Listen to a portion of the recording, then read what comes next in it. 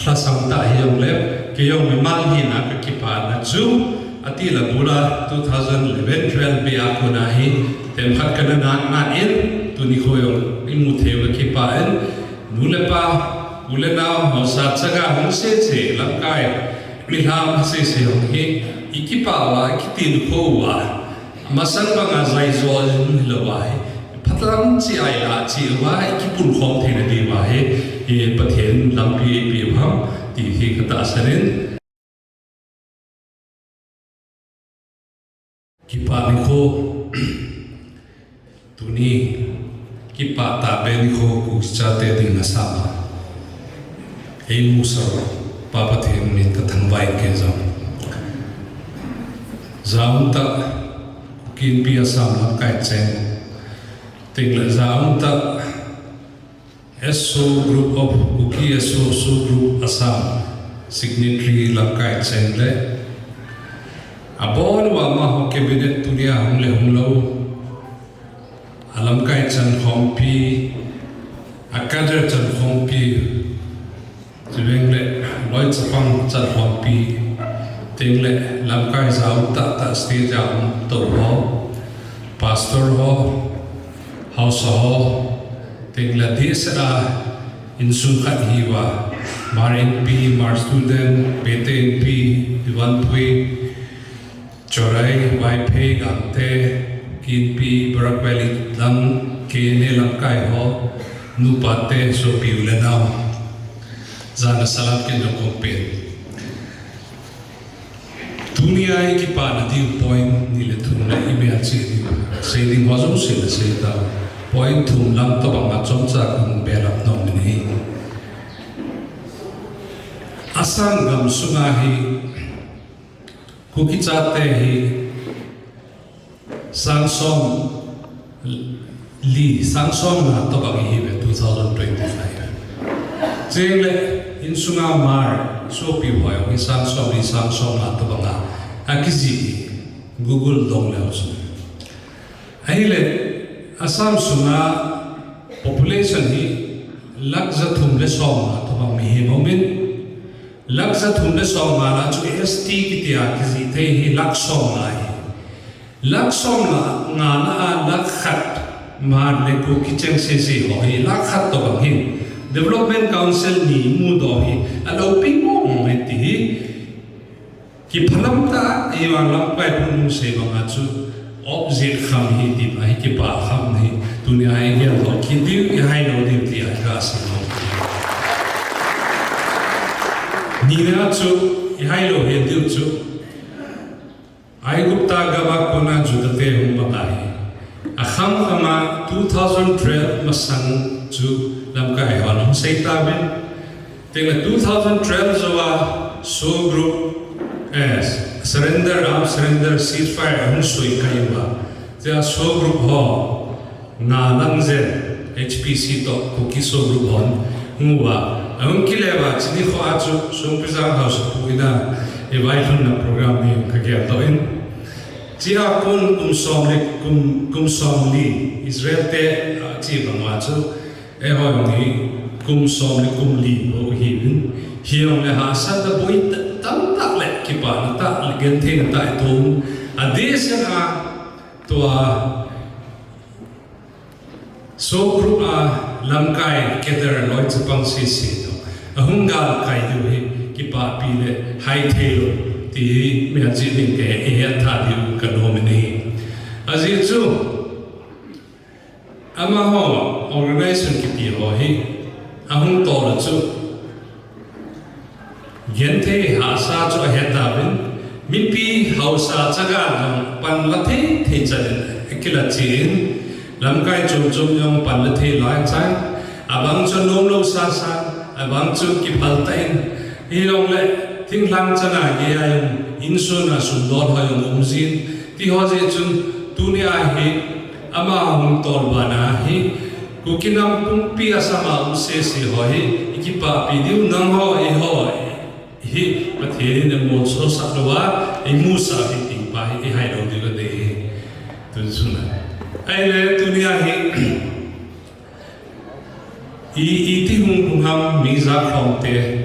Manipur lang ang gandang lang deset Manipur Mizoram lang itam na gamala nuisi tayo tao. Chizai ta chun ke dunia ikian do diu mian sing diu ka dei tha chu hi de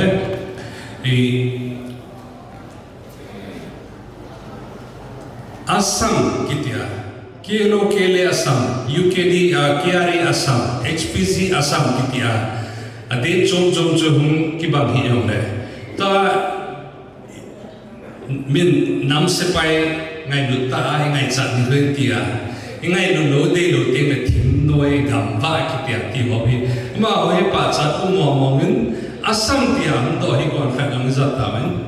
Gamba kiti, tingnoy kiti, nam se pai kiti chun. Ade sera he 1994 zo ha kon chun eho kuki de kuki chiha ha si chun iha muta wen win chum chu sei sao wen. Inlat koma UKRA Assam, UKDA Assam, HPC Assam, ten kelo kele Assam kiti a. Decision ahung la wa ahung ki tol chu email chi wa he di. Jadi ajo Assam sungahi eon izat lamkai chom ki umjam le Manipur Mizoram Nagaland so pi sangam en lamkai mihau migen thei miching kitam jong le hasan di khwahi ma hondan nuzuya thosilen khat blanket khat jong ki thopi po sarkara konai ngang ki thopi po ichen nagam wahi so pi ichen khom pi hote teng ichen nagam wa bai hom hoto ai thei ding pa chu ahung igal padua ade serai nam se pai hon chini akona Assam kitia hung se hung hendo para chu midang koidang so pi ulanau dang ho organization dang ho sei sit na sei phat nai loin ama chini kho chu kha chu me chi di ye chun chini chu ki pa chu ke lo ke le Assam HPC Assam kitia chun cha kona chu thil tu pi ta him ki dol panin teng le pathenin thil go ro pi dhan chu Cha Assam gama Waipo hachun Chilai khanga na Waipo party hachun 2012 2010 hachun surrender ceasefire policy anani anak chilai ki pa um tai tam tai surrender wen hilla to chun Waipo ruling party ki khelen to chun ruling party hon ki khelna chu Assam gamsunga lakza thumle somna mi hem chen nagama hi til lopi ta khat he tua eho nam se pai him le thal choi ho na to ha chu movement sang azam he chief minister hoi tam council hoi tam min demand committee kiti hi asang azam he la him le thal choi ya demand committee pa chun patheni na lopi da hi hum gun tu da bi kidam kum som kum ni sunga he ama ho chu Khat vedinga child okte ti pa chu policy to ruling party to Himanta Biswa Sharma ti ba lamkai hana pa cha pa chu chito hong ki to khai ya hai lo tu be ti pa cha ji a chun tu a hai Assam sarkar chun desh na 2016 zo a kona chu chailo MOS ki ti a soi kai khum kha na om lo ho pa chu khat ve him na thal da kha demand nei puma him la tham am do ma in la demand chu him la thal ha na helwa ki ho lim ha na sarkari bon na te tia ana poma ana da na ho chu dunia hi chai lo lai ho chu chai thei ri atia all ahum bon le ani he chala DHD Karbi Anglong Bodoland kiti ho hi ana chai ele tunai masana ruling party to ala lai ho Adivasi ti ho chana bola hele tu ka la chu aval chu tarik som lenga March nia ki chai chu mar le kuki so group ho cha ki chai de tai di chu chizo wa chu policy ho chu kumni kum thumma sanga chu policy ki pan dan tin 2021 20 da chu tu ka hem le thale choi mana chu surrender holding ki ho bidding demand talo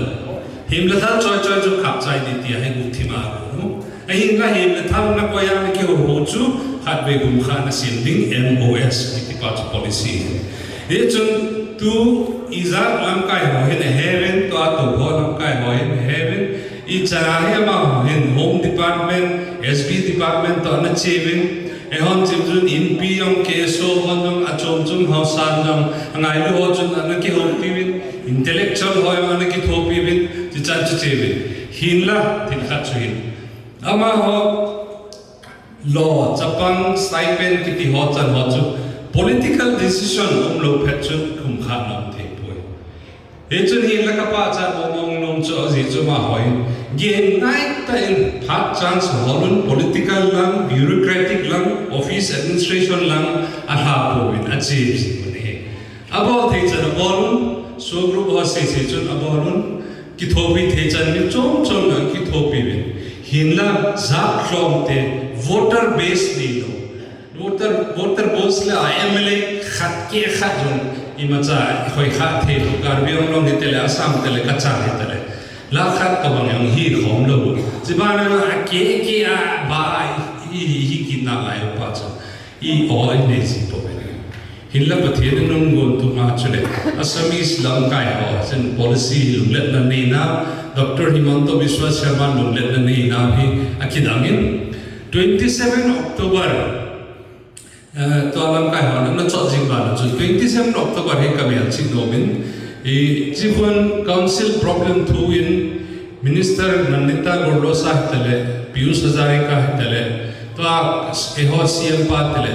to Dimahasao Council member se chu e tho hom saun haptakhat masang chun Karbiong Council ho se CM pe te ho to hom politics to development thu in council election MLA election thu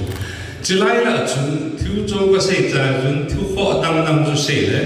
Pungamro thang mar hi ading doin puzo chu thang yo men pu amin jong men ke yong ko men ke o CM EM dang MSC om gamun cha chu pungamro thang nung pan doin HPC incomplete talks sari pin ke la ti jam tu ke ga ding doin ku kiso boy mo pi gunda tan mila pa chu na se na ale ti pa chu achi zing chief minister do bolun Tua yang buka lah, yang akimu pizingun, tua yang hiken yang kasedi, nakimu piwa na final diwi. MLA election masang ay chay ko diwi natin. Jiki ka acung tega kikihaw ang kakisama thon, na ko ang nakikisama thon, mipi kon khalam kay ang nakihet diw ni het lo diw may them din eh hibang chun, nasa tain pan alawin, ya kilada mo khom kamin la thithila. Hinla Manipur lang tuboy di sa chun e ho ting lo ay di pun tua se chai ding ho sing sing jo chom lang ni sing tin hin la hap takhat sunga tu hap ta sunga ki chai di cha kon yong chun thil ho yong ang ki gon tu gam jo se chun me clay vote yong hi asam sungai lag na gu vat me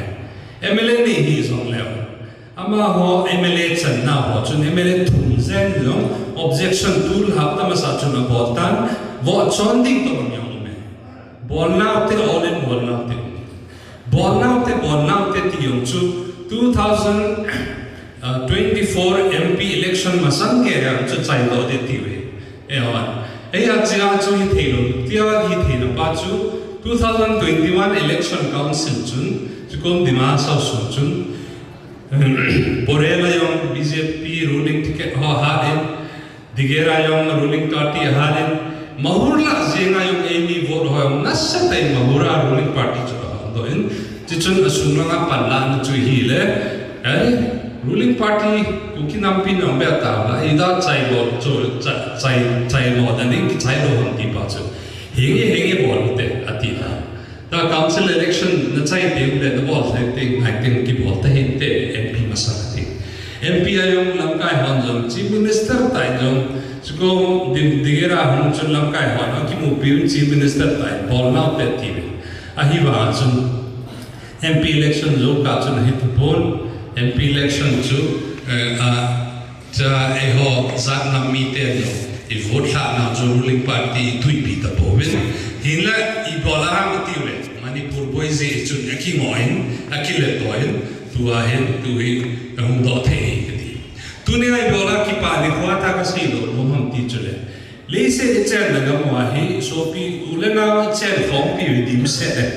Ichang na sa usiyo barma ka mayo kita te he ukichila si he milhom te hiwe milhom te la chu minority tipo minority a chalo chu object po ai te bote so bizang copy ham elo borel hang copy ham elo le manjang ma chu object te ya ipo do te li ma cha mi po we ti pa chu hin a sa ta ni khata chu je ta le te Manipura boy hunna ma refugee to ba idea ta ma asama ki chate wa manthe lo ma te le ho nam sunga yogi ba ki khen to na ma ti ho sara chu je ta chu dunia 15 march ham do hai alo pi mo mai ti hai ob zipo he ob zipo ta ti ob zipo ta hai ma hi koi mi chaga mi sham mi gen the lo hausa lam kai te lo ki pa video ang hai pathin ki pa video namgon hang hoy ki pa video abon sa ba ki sul pi na khat video ho kinep na ki pa chu ine chi deu tu mi lai i sei sa yo le nyau cha chu ka tu su nai ka be la nomen to ding ba khai dim se de ke WDC ti yo he forming dan e khating a bai khai lo chang khat ne a kukinam pi sunga gente na hanto na umlo ho se khole be na gama ga be yen di po council Dimahasa Autonomous Council NC Autonomous Council ki patil 1952 a budget chu 35 lakh bo he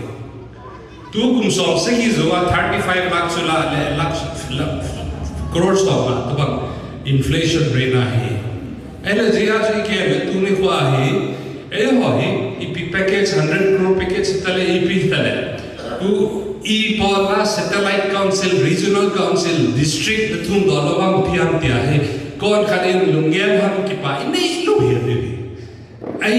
a khon to ba ikisu dong numa manipuri kilet sa kison pia manipur ta sun ma chan bol he pathenin kinat na MP he kinem zing dinga he ko he ka ta sa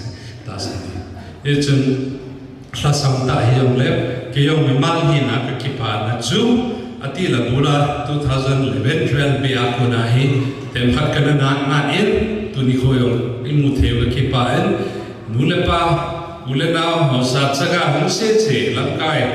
miham se yong hi ikipa wa kitin kho wa masan ba nga zai zo lo wa hi